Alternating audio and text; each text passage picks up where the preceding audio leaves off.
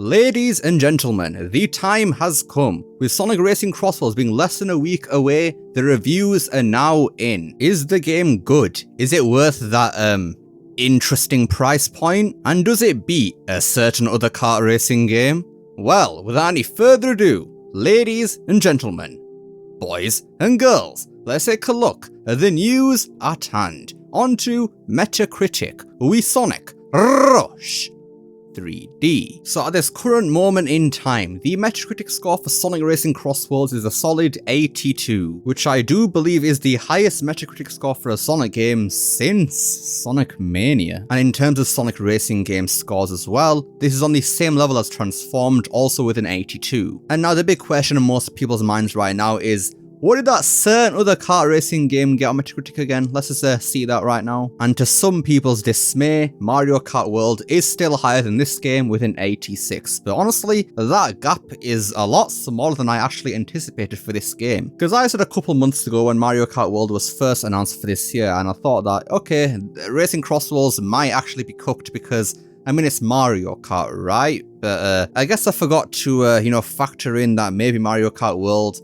won't live up to expectations, because from what I've been hearing, this game wasn't really all that compared to previous Mario Kart games. It's been so bad for Mario Kart World that even Sega decided to step up and take the piss out of them. What if you could warp across different dimensions, fully customize and build out your machine, and compete head-to-head across different platforms? Or what if you want to roam around on the open road? Sega, I swear to God, you better hope and pray that this game lives longer than 1 month, or this will basically look so stupid on your part as well. But you know what, yeah, I'll admit it, I was wrong. Maybe this game actually does have a chance because Mario Kart World was kinda slacking. And this especially reigns true when we take a look at the individual scores from other reviewers. Because if we take a look at the Sonic fanbase's favourite reviewer, IGN, they awarded Sonic Racing CrossWorlds with a solid 9 out of 10. And first of all, I just want to say this for the 1000th time, I don't want to hear any single Sonic fan say, oh, IGN hates Sonic, because brother, no they do not.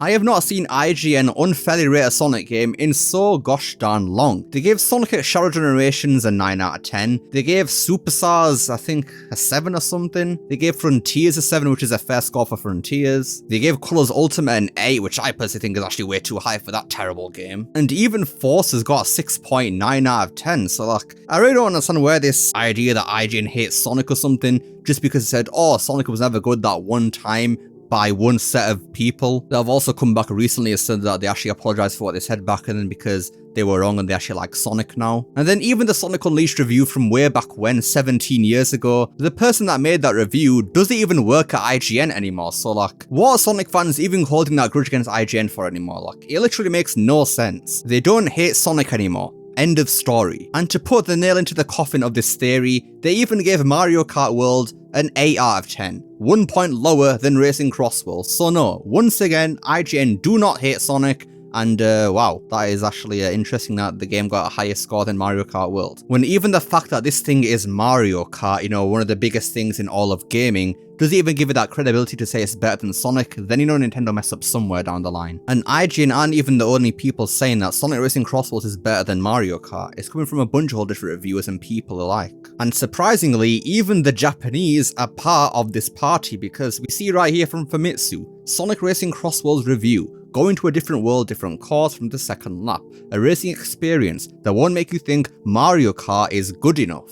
And the reason this is so surprising from the Japanese in particular is because they don't really care for Sonic over there too much, and the fact that for this game in particular, Sonic is beating Mario apparently, that's crazy, bro. When we eventually see the sales figures for when this game releases to see how many people actually bought the game, that'll be the biggest telling for this game's success. But from what I've been seeing constantly recently, this game has been topping all the charts in PlayStation, in Japan, the UK, the US. Like, this game's been doing numbers. And the game peaked at like 18,000 people on the open network test too, so this game has a lot of hype behind it. But the way it's looking, it might even surpass Sonic Frontiers in terms of sales, which would be kinda crazy because, I mean, it is a kart racer rather than a main 3D platformer. But then again, this isn't really that surprising given the fact that Mario is mostly known for Mario Kart actually, not actually just his main games, Mario Kart. So Sonic having the same fate is not that surprising the more you think about it. But of course, I can't be wrong about everything because now we shall take a look at a review from Tails channel on this game. Not the entire thing, just some interesting tidbits I thought were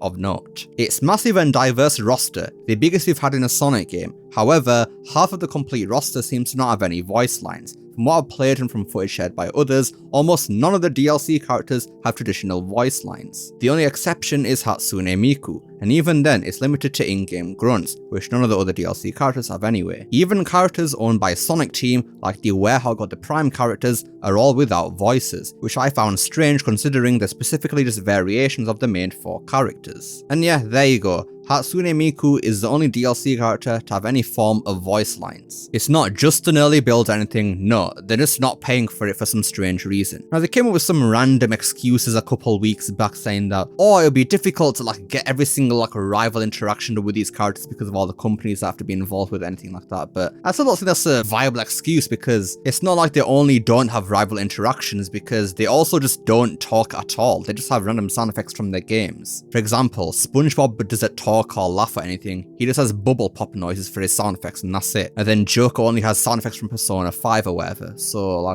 what's the deal here? It's a lame excuse and still lame even for the Sonic characters in the game. The Werehog just has his jump sound effects in the game, and then why are the Prime characters muted here? I don't understand that specifically, because if you don't want to give them their Prime voices, then just give them the voices of normal Tails, Amy and Knuckles in the game already. It just seemed like such a major oversight for a game that costs $70 and $90 for all the DLC characters that don't have voice lines. Clearing the first 6 cups unlocks the 7th cup, the Egg Grand Prix. Clearing that grants you access to the Friendships Lab in the extras alongside Supersonic Speed and Mirror Sonic Speed, which are essentially 200cc and Mirror 150cc respectively. It also unlocks the last cup in the base game, the Secret Grand Prix, which features tracks from the last 3 Sonic titles, Kronos Island from Sonic Frontiers, North Star Island from Sonic Superstars, and White Space from Shadow Generations. Finishing this cup unlocks the red variant of Sage. Oddly, despite being a palette swap, this version lacks rival dialogue, though she still retains her mid-race quotes. And again, this is a stupid and...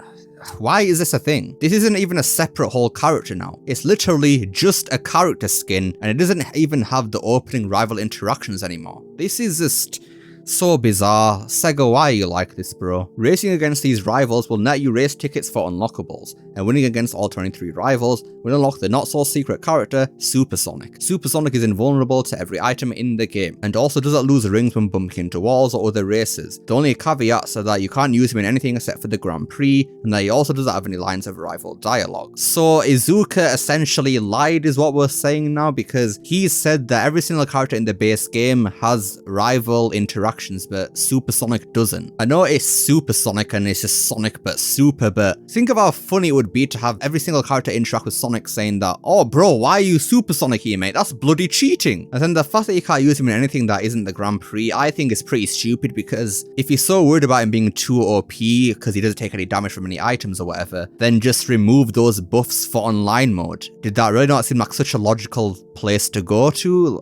Again, $70 game, these are decisions that should be made in this kind of pricing. Anyways, yeah, that pretty much does it for this video then, so we'll see what happens when Sonic Racing CrossWorlds drops. Will the Metacritic score increase and beat Mario Kart World? How will the game sell? These are all the questions waiting to be answered, and just for the record, I still, despite thinking the game looks better than it did before, don't think it's worth full price, mate. This game still has all those crappy looking renders, has some weird looking animations here and there, and just overall still lacks that bit of polish that we expect from, games of this price. So I will still not be buying this game at release, just to get that clear. But let me know your thoughts on this whole debacle. Do you think this game will sell, more than Frontiers will say?